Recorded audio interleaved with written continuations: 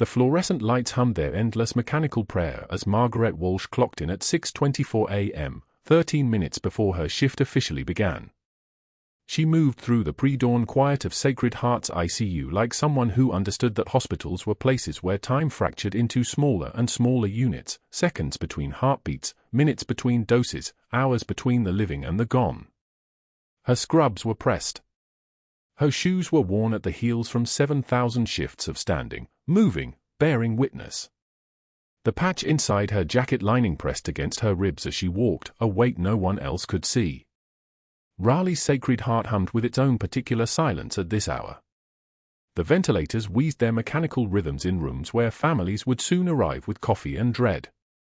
The monitor at the nursing station beeped in that patient, rhythmic way that meant nothing was actively dying, which in an ICU counted as good news. Margaret had learned to read a hospital by its silences, the pause before a code, the stillness before bad news, the particular quiet of a room where someone had just stopped breathing. 15 years she'd spent in rooms like these, and her hand still remembered their older training. The older work. The work that had been erased. She pulled up Morrison's admission file. Captain Jake Morrison, 34, Green Beret with the 5th Special Forces Group, admitted 2,100 hours the previous evening following what the intake paperwork called a training accident in the Eastern Compound. Penetrating trauma to the right thorax, pneumothorax, significant laceration to the anterior chest wall. The chest tube had been placed in the ER. He was stable-ish, which meant he hadn't coded yet, which meant everything was still technically under control. Margaret scanned the notes, and something in her chest tightened. She knew that name. Captain Jake Morrison. Her son's commanding officer. The man who'd sent Thomas home on video call 3 months ago with his left arm in a surgical sling and that particular distance in his eyes that soldiers got when they'd seen something they couldn't unsee. The ICU nurses' station occupied the center of the unit like a calm command post. For other nurses were already in motion, checking lines, adjusting drips, charting vitals that would accumulate into a day's worth of data. Margaret hung her jacket on the back of her chair, the patch settling against the fabric like a secret. She tied her hair back, practical and tight, and moved toward Morrison's room. The door was open. The monitors were running. And then Dr. Ashford arrived. He entered like a man who'd learned early that confidence was a form of currency. Tall, expensively dressed even in hospital whites, his stethoscope draped across shoulders that had never carried anything heavier than a policy disagreement. Dr. Marcus Ashford, Chief of Critical Care, had arrived at Sacred Heart 4 years ago with letters of recommendation from people on hospital boards and a manner that suggested he'd never encountered a moment he couldn't control. He moved to Morrison's bedside and Margaret found herself watching not his face, but his hands, the way he approached the patient, the sequence of his assessment, the instruments he reached for and the ones he ignored. "Morning, Major," Morrison's voice came rough from the sedation, but his eyes tracked. The Green Beret culture ran deep. Even medicated, under observation, he gave her that slight nod that meant respect, that meant he knew. Margaret had seen that nod before, in Ramadi, in the surgical tent where she'd been someone else entirely. She marked the monitors in her mind like a checklist. O2 sat 94 on supplemental oxygen. Heart rate 88. Blood pressure stable at 118/72. The chest tube was draining clear fluid, good. No blood in the tube meant no ongoing bleed, which meant the initial damage had been limited to pneumothorax and soft tissue, not massive thoracic hemorrhage. "Easy," Margaret said quietly, moving to adjust his bedding. 10 words or fewer. Keep it simple. Keep it professional. Keep nothing visible. Dr. Ashford began his rounds with Morrison like a man conducting a symphony. He listened to the lungs with his stethoscope, correctly identifying clear air entry on the left, diminished on the right, which aligned with the chest tube placement. He palpated the abdomen with that careful pressure that was supposed to check for tenderness or distension. He examined the surgical dressing over the chest laceration. Everything correct so far. Everything textbook. Then he reached for the medication administration record. Margaret saw it the way a chess player sees a blunder 3 moves in advance. Dr. Ashford's finger moved down the column, and his eyebrows rose slightly, that micro-expression of someone discovering something he didn't expect. The ER physician had ordered morphine for milligrams for every 4 hours as needed for pain. Standard protocol for a patient with thoracic trauma. The problem wasn't the morphine. The problem was what Dr. Ashford did next. Let's increase the frequency to every 2 hours, he said to no one in particular, writing in the order with the casual authority of someone who'd never had to defend a decision. And add midazolam for sedation. 5 milligrams for twice daily. Margaret didn't move. She didn't frown. She didn't do anything that would register as insubordination or concern or the recognition that this particular doctor was about to significantly increase a critical patient's depressive effects on an already compromised respiratory system. A patient with a pneumothorax, air in the pleural cavity, needed his lungs working at full capacity. Morphine and midazolam would suppress respiration. Not catastrophically. Not immediately. But over hours, the O2 sat would drift downward, the lung would collapse further, the chest tube would become less effective. By evening, maybe by the next morning, they'd need to intubate him. She had seen this before, a different kind of war. Doctor, might we discuss the sedation parameters? Margaret's voice was careful, deferential, the voice of a nurse who understood hierarchy. She moved closer to the medication cart, angling herself so that her jacket shifted slightly and the faded patch, 1 inch by 1 inch, a special forces insignia stitched into the lining, caught the light for just a moment before she adjusted and covered it again. Dr. Ashford glanced at her the way a man glances at a coffee maker mid-operation. You have a concern? His respiratory status. The chest trauma. Sedation might compromise lung expansion during the healing phase. He smiled. It was the smile of someone who'd already decided he was right. The patient's anxiety is compromising his compliance. We'll manage his respiratory status. You focus on your notes. That was when the other shoe dropped. That was when Margaret understood the shape of this problem, and it wasn't just about medication protocols or medical disagreement. It was about something deeper. Dr. Ashford looked at her, really looked at her, and his expression shifted. His eyes moved across her face like he was reading something written in a language he almost recognized but couldn't quite translate. For a moment, just a moment, something in his demeanor changed. A professional assessment meeting an unquantifiable resistance. A man used to absolute authority confronting someone who'd clearly said no to authority before and survived it. He turned back to Morrison. You're in good hands, Captain. The best Sacred Heart has to offer. But his eyes had registered something. The composure. The precision.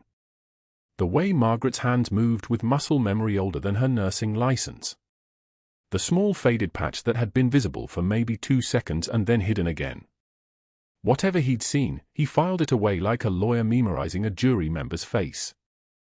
Margaret hung the morphine drip in the correct holder, checked the flow rate, documented the time in clean, precise handwriting.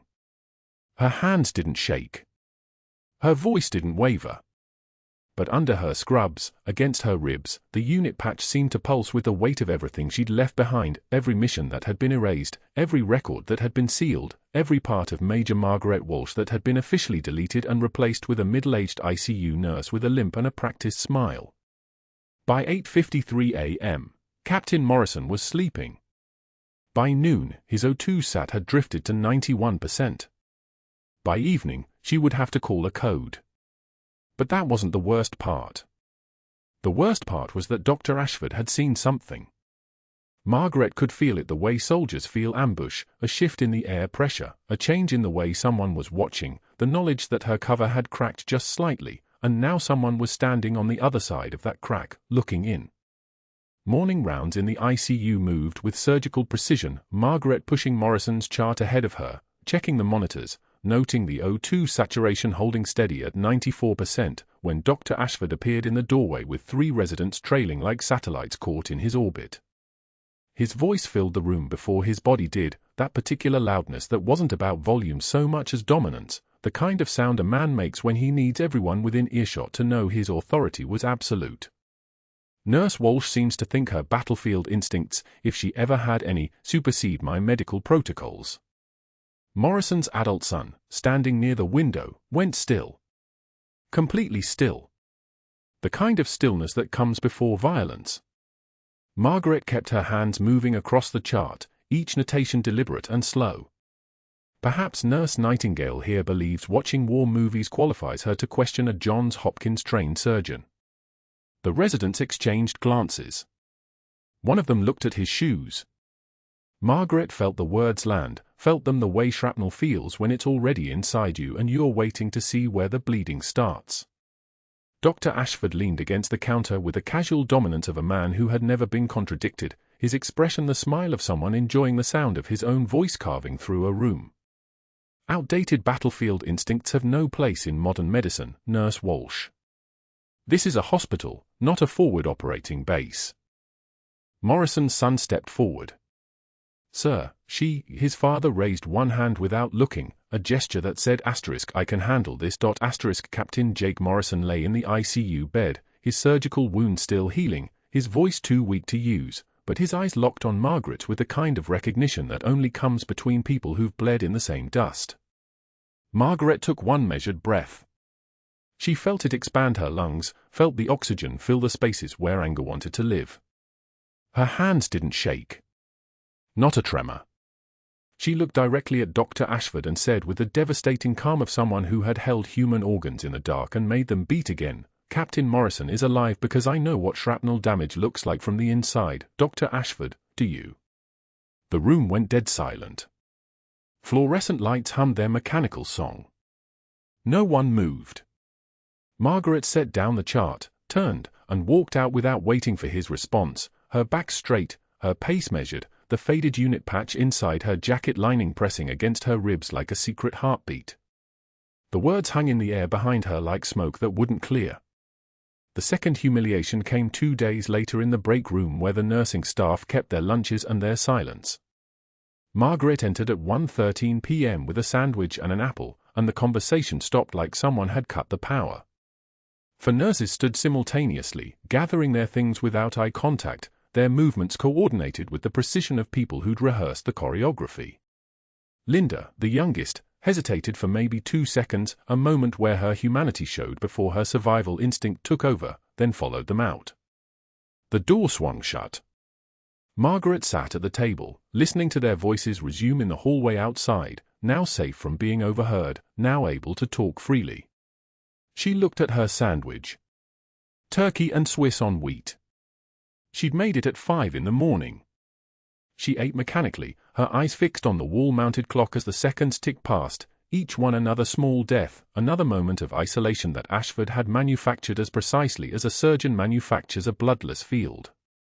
When she finished, she wrapped the plastic carefully and threw it away. No one had spoken to her.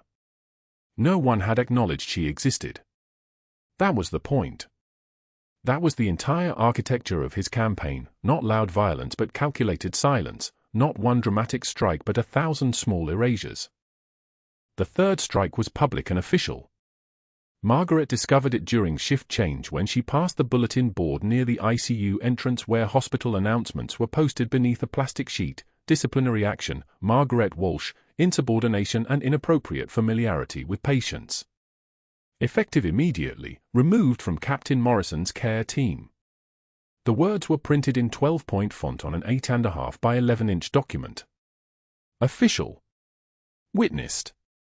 Permanent looking. Margaret read it once, then read it again, her fingers touching the corner of the paper. The edges were already curling slightly from dozens of hands passing the same information along. Dr. Ashford waited inside Morrison's room as if he'd been timing her, as if he knew exactly when she'd read the notice and exactly how long her shock would last before she came looking for answers. He sat in the visitor's chair with his tablet resting against his thigh, the picture of casual authority. Security will escort you if necessary, Nurse Walsh. You're reassigned to the geriatric wing effective immediately. Margaret's hand went to her jacket, fingers pressing against the patch through the fabric. Her voice came out flat and empty. I understand. She turned to leave. Morrison made a sound, not a word, because his vocal cords weren't ready yet, but something between a moan and a protest. Ashford didn't even glance at him. He was already scanning his tablet for the next task, the next person to optimize, already moving on to his next strategy because Margaret was no longer worth his attention. The strategic escalation began the following morning and moved with chessboard precision. Dr. Ashford called the hospital board director from his office at 6:23 a.m., his voice smooth and measured. "I need a comprehensive background check on Margaret Walsh. Something about her credentials doesn't add up. For credentialing committee verification." The request went through the system. Then he reassigned her regular ICU staff to different shifts, Linda to nights, Garcia to the pediatric unit, Thompson to the ER. Margaret discovered her keycard wouldn't open the ICU doors anymore when she tried to enter at 7:15 a.m.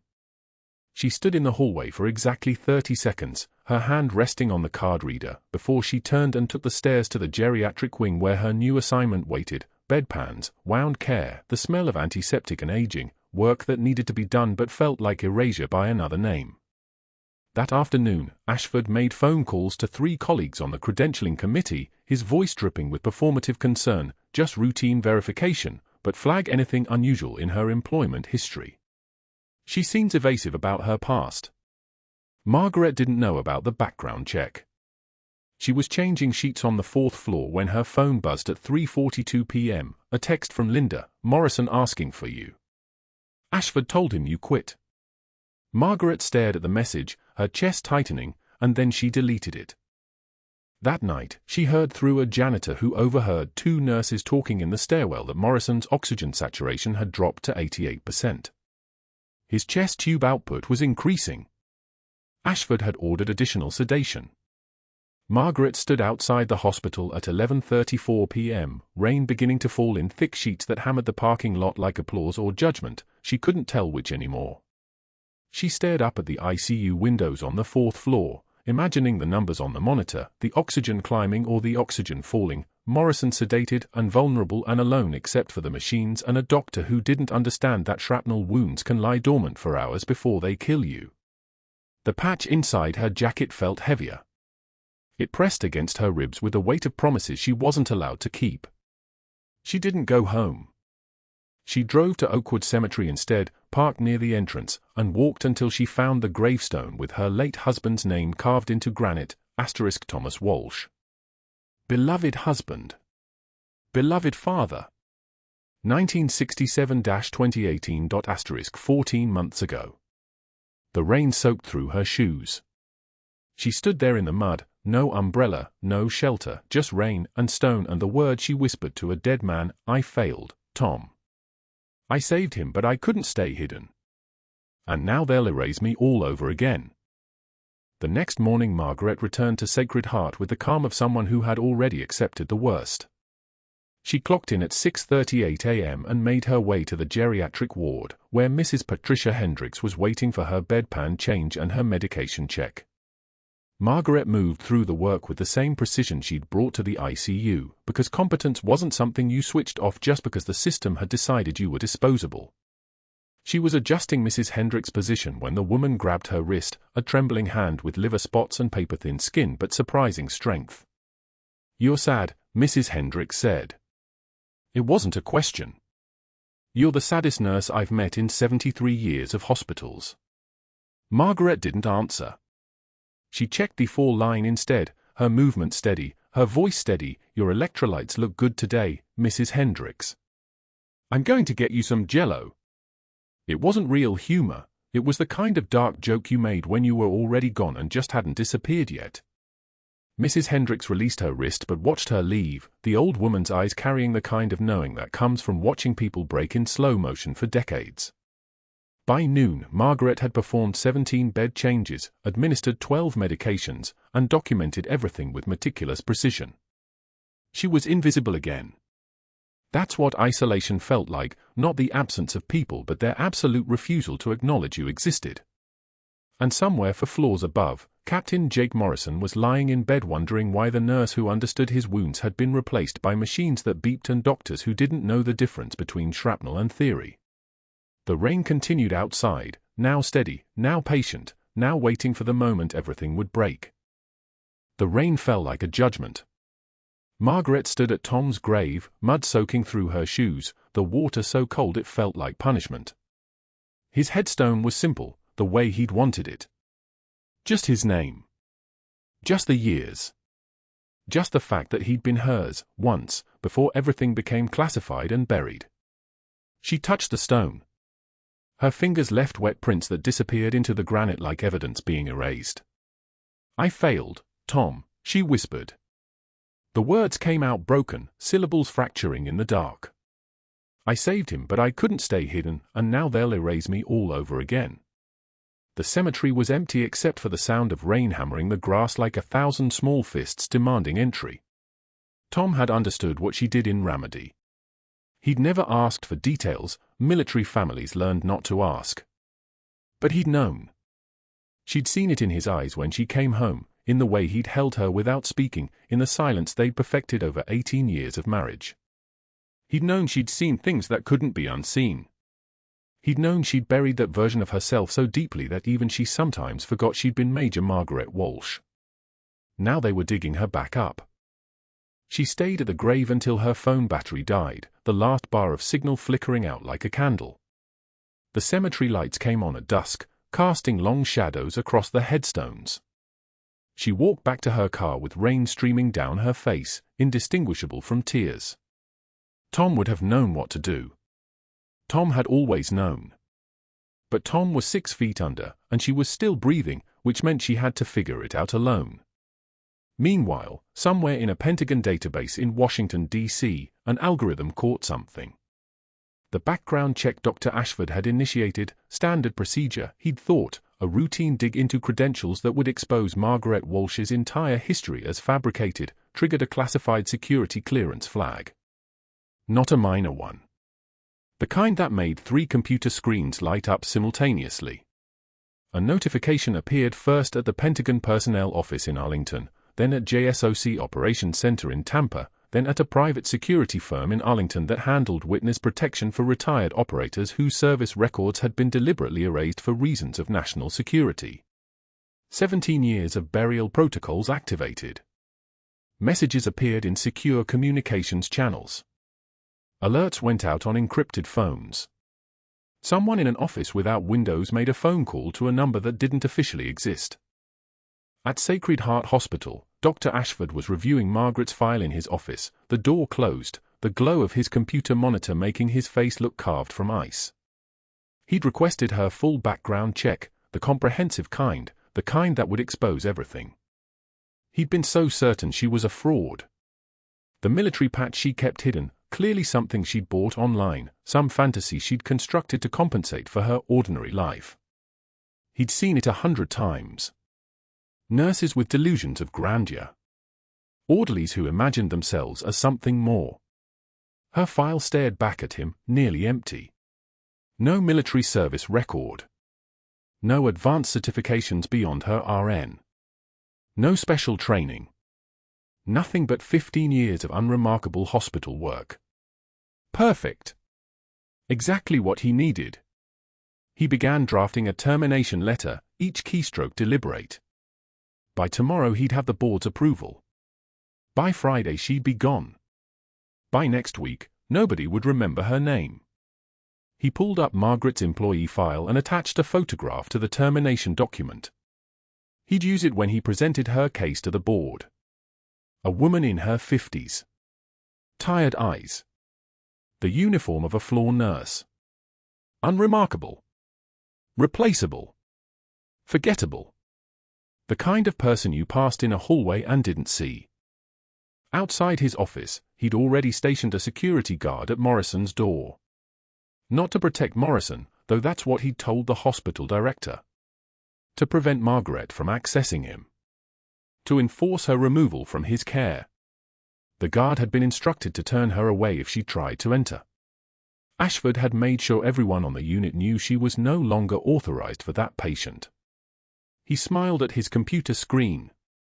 The basement of Sacred Heart Hospital was making sounds it shouldn't make.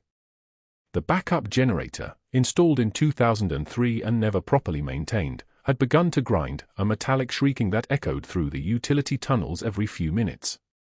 The engineering team had noticed it. They'd documented it in the maintenance log. They'd scheduled a replacement for next week. Next week was time enough. Generators didn't usually fail catastrophically. They typically declined gradually, giving plenty of warning. Usually. At 11:08 p.m., Margaret sat in her car in the Sacred Heart parking lot, staring at the building that had been her entire world for 15 years. The rain had stopped. The night was perfectly still, the kind of stillness that comes before something breaks.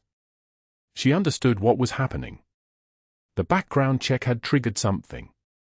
Something classified. Something that people in positions she couldn't imagine had noticed, people who worked in buildings without windows, people who had access to files that supposedly didn't exist. The alert had been sent. The machinery of her old life was spinning back to life. She had resurfaced. She hadn't meant to. She'd only been trying to save a patient. But stepping into the light, even for a moment, even to prevent a man from dying, that was enough. That was too much. 15 years. 15 years she'd been Margaret Walsh, RN. A widow. A nurse. A woman who kept her head down and did her job and never spoke about the scars on her shoulder or why certain sounds made her move too fast or why she understood trauma in languages most people never learned. She'd rebuilt everything. She'd taken a new name in a new city. She'd created a husband, Tom, Quiet Tom, Army Tom, and buried him quietly when he died of something ordinary, something that nobody questioned. She'd learned to stop looking over her shoulder. She'd learned to wake up without reaching for a weapon. She'd learned to eat without scanning for exits. And now they were coming for her. She could see it unfolding. Dr. Ashford had ordered a comprehensive background check, which meant the classified flag would have been triggered by now.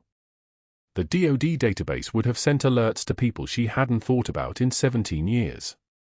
People who still had her name in secure files. People who knew what she'd done in Ramadi. People who'd ordered her to disappear and then ordered her to stay disappeared forever. The contradiction was going to kill her. She couldn't resurface without admitting she'd been Major Margaret Walsh. She couldn't admit she'd been Major Margaret Walsh without violating the orders that had told her to disappear. And she couldn't stay hidden while Dr. Ashford tore through her employment records looking for proof that she was a fraud. Every option ended with her being erased. Again. She pressed her palm against the hospital's glass doors as if touch could change anything. Morrison was still upstairs. Still recovering. Still alive because she'd known exactly how shrapnel wounds behaved. Still under Dr. Ashford's care now, which meant he was going to start making mistakes the moment the real nurses weren't there to catch them. She could walk back inside. She could push past the security guard. She could resume Morrison's care and accept the consequences. She could let them erase her this time, knowing she'd done what needed to be done. But that wasn't the worst part. The worst part was knowing that if she disappeared again, the classified protocols would go dormant. They'd bury her again. And all those people who knew her name, who knew what she could do, who knew she existed, they'd be satisfied. The problem would be solved. She'd be gone. Unless something went wrong with Morrison's care. Unless he coded while Ashford was attending to policy instead of medicine. Unless the backup generator in the basement, the one that hadn't been properly maintained, the one that had started making that grinding sound, decided this was the night it failed completely. She sat in her car and watched the rain start again, each drop hitting the windshield like a small warning. Somewhere in Washington, someone was reading her file. Somewhere in Raleigh, Dr. Ashford was finishing his termination letter. And somewhere in the ICU, Captain Jake Morrison was asleep, unaware that the nurse who understood his wounds had already been ordered away. The power died at 2:38 a.m. No warning. Just darkness swallowing Sacred Heart's ICU in one complete gulp, and the emergency lighting activated 3 seconds later with a sound like a coffin lid slamming shut. Margaret was in the break room, the one nobody entered when she was there, refilling her coffee from a pot that tasted like burnt rubber, when the first tremor ran through the building's bones like a shockwave through water. The backup generator in the basement was supposed to kick in. Should have kicked in. State-of-the-art system, installed 2019, serviced quarterly, all according to protocol. Margaret knew the specs because she'd read them during night shifts when she couldn't sleep, when her eyes wouldn't close without seeing the faces of men she'd carried out of a city that didn't exist anymore. The generator engaged. Then it stuttered. Then it died screaming. The explosion sounded like incoming mortars, that particular percussion of metal tearing itself apart, the bass note that bypassed eardrums and vibrated straight into the spine. Margaret had heard that sound in Ramadi. She'd heard it in her bones enough times that her body remembered it better than her mind wanted to. She was moving before conscious thought caught up, abandoning the coffee mug mid-reach, her muscle memory pulling the break room door open and her feet toward the stairwell before the emergency alarms began their banshee wail. The ICU was 3 floors up. Morrison was on the 3rd floor. The stairwell door to ICU was locked. Dr. Ashford's security guard, a man named Petty with a neck wider than his brain, had posted the restriction that morning. Margaret hit the door at shoulder height, drove it hard enough that the frame cracked audibly, metal shrieking in protest. The door surrendered. She took the stairs in groups of 3, her breathing steady, her vision narrowing to the target the way it used to do in a trauma tent when the world distilled down to one patient and one job and nothing else mattered. The ICU corridor was chaos wearing the mask of protocol. Nurses moving with practiced efficiency, doctors calling orders, the ventilators hissing their mechanical breath over the wail of alarms. Morrison's room was at the end of the east wing, exactly where the explosion had punched through the basement 3 floors below. His chest tube had dislodged. The lung was collapsing. The monitors screamed their electronic alarm, a sound like metal birds shrieking, and Margaret saw it all in the half-second it took her to reach his doorway, the desaturating oxygen numbers, the flattening waveform, the way Morrison's ribs were pulling upward and inward in the desperate geometry of a collapsing lung. Dr. Ashford stood frozen in the doorway, his face the color of congealed milk, his hands hanging at his sides like abandoned things. Petty the security guard was reaching for her arm. Margaret moved past him the way water moves past a stone, not fighting, just flowing around the obstacle and continuing. "Get me a 28 French tube," she said, her voice dropping 2 octaves into a register she hadn't used in 15 years, a voice that came from somewhere in her chest where all the command decisions still lived. "Chest tray. Now." A resident stared at her. Dr. Ashford hadn't moved. Margaret grabbed an MRE package from the windowsill. A visiting soldier had left it behind, probably thinking it was a gift, and tore it open with her teeth. The packaging was heavy-gauge plastic, the kind they wrapped field rations in for soldiers heading into places where nothing stayed sterile. She found medical tape in the crash cart, ran her fingers along Morrison's ribs to find the anatomical landmarks, and her hands moved with the muscle memory of 1,000 hours she'd never practiced in civilian life. Second intercostal space. Midclavicular line. The exact spot where air pressure builds when a lung collapses, the place where a needle or a tube brings pressure back to normal and buys time. She fashioned a seal from the MRE packaging and tape, her movements precise and efficient as a Swiss watch mechanism. Medical necessity had made her fluent in improvisation. "Stay with me, Captain," she said, talking him through the procedure the way she'd talked him through recovery protocols every shift when she was supposed to be removed from his care. "Just like Ramadi. You're not done yet." Morrison's eyes focused on her face. His oxygen saturation began to climb. 76, 81. 87. "You're not done," she repeated, and meant it. The second explosion came from the exterior wall, shrapnel moving fast enough to separate air molecules. The blast came through the window in a spray of glass and jagged metal fragments, the debris moving like shrapnel from an IED, moving like every nightmare she'd catalogued in 15 years of pretending to be nobody important.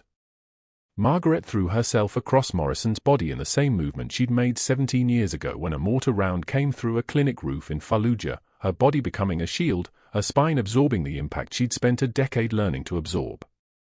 Hot metal tore through her left shoulder, the kind of burning that didn't feel like pain at first, just information, just data, just the knowledge that her body had been breached.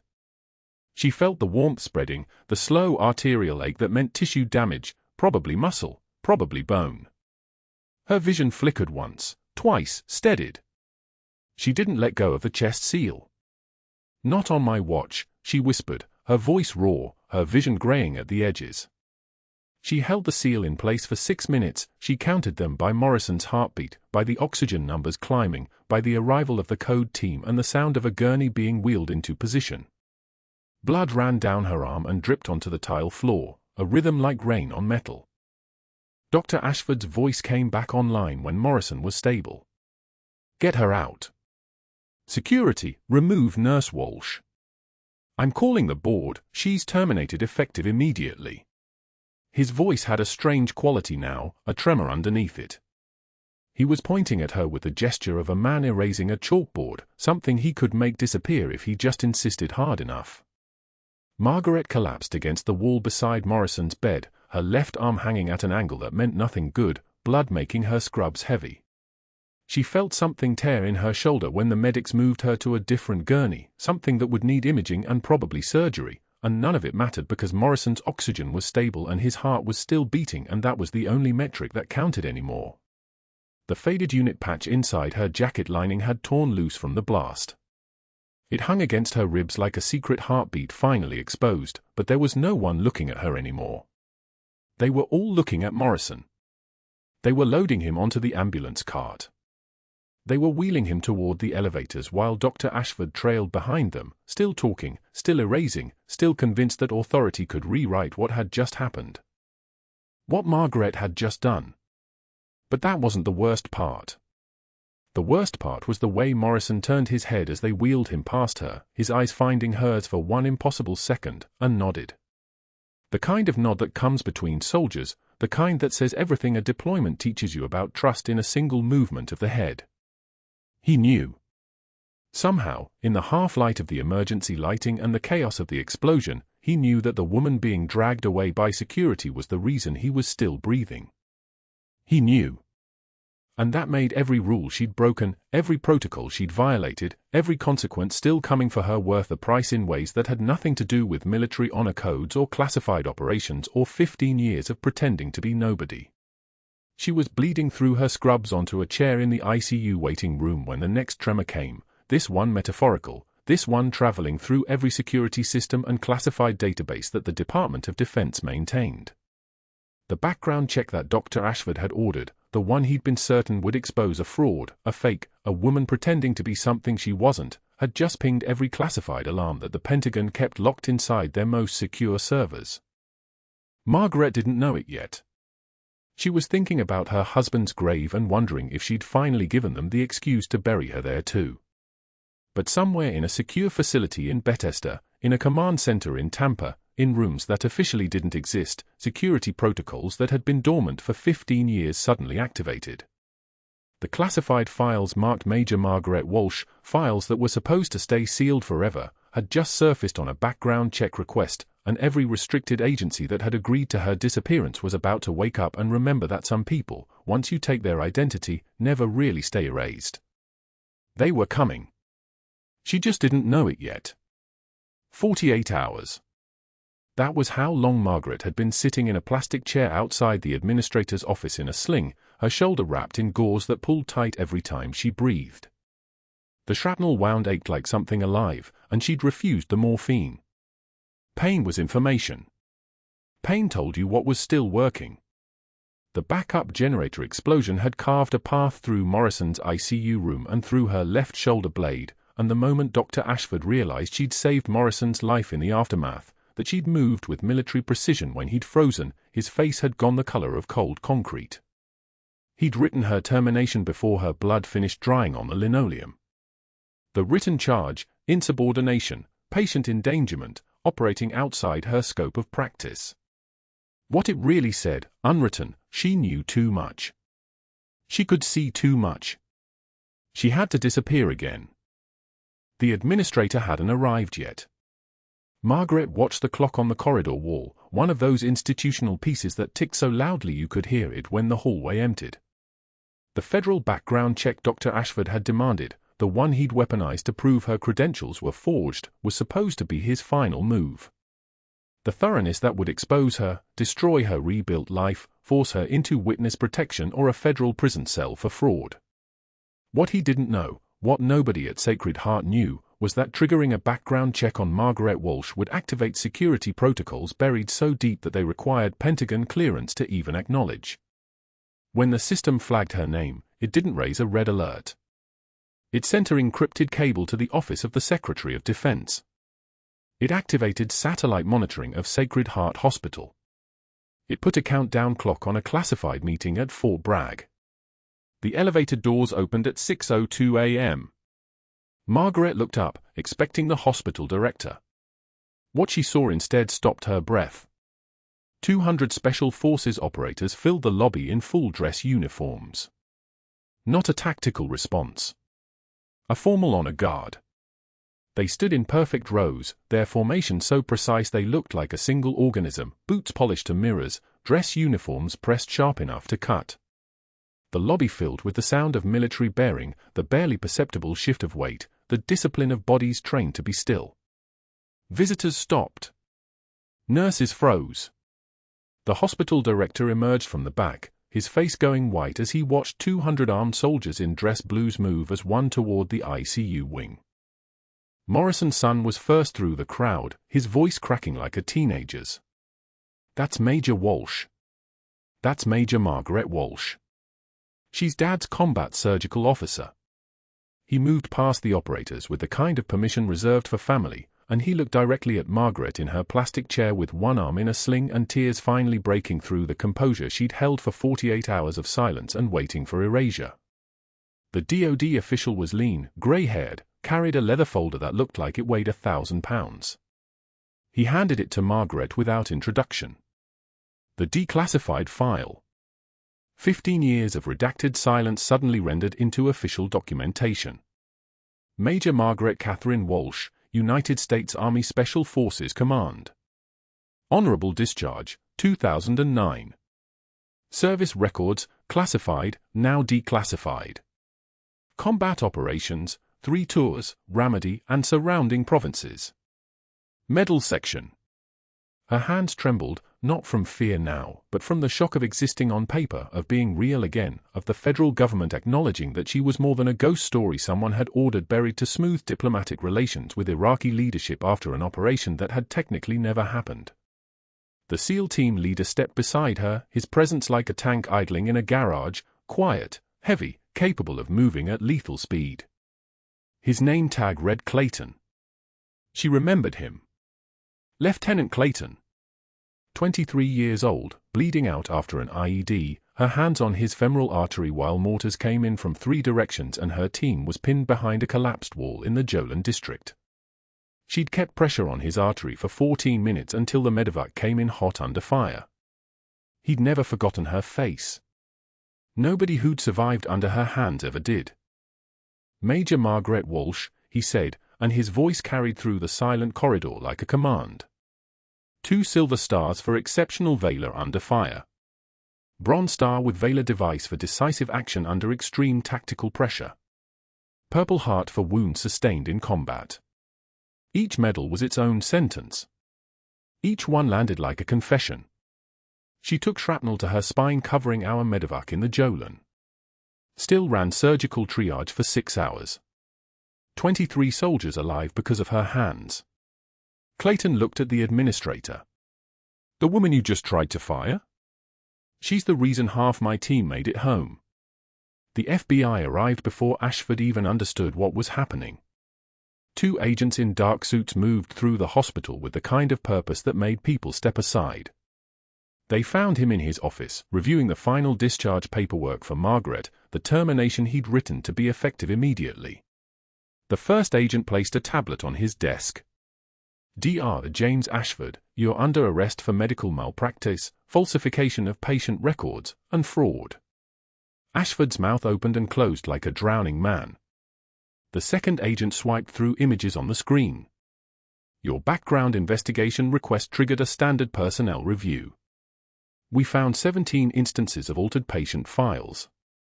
Surgical mistakes buried under false diagnoses.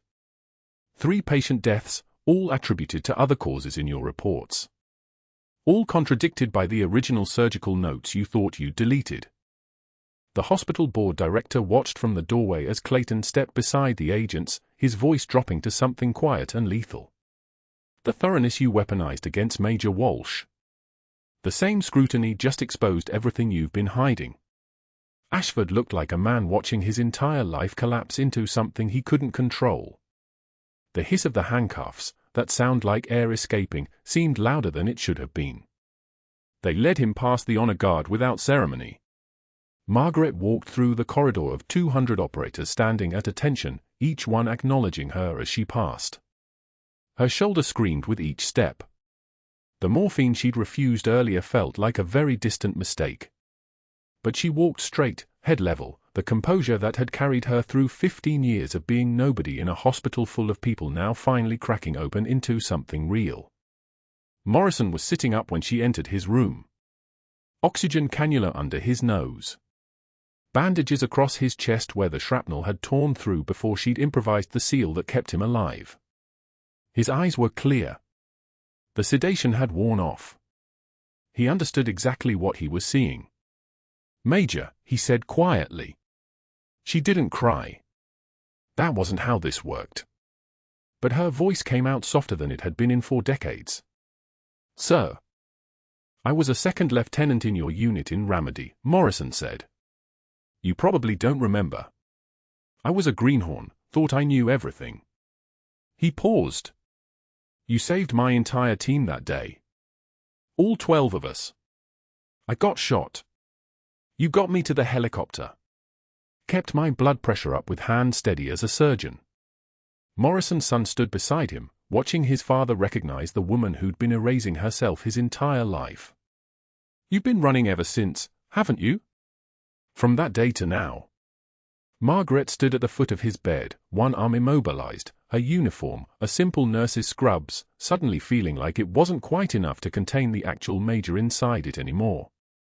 "I was ordered to disappear. The operation was classified. I couldn't exist. I wasn't supposed to exist." "Major, 200 operators just made a different decision," Morrison said. "You exist now."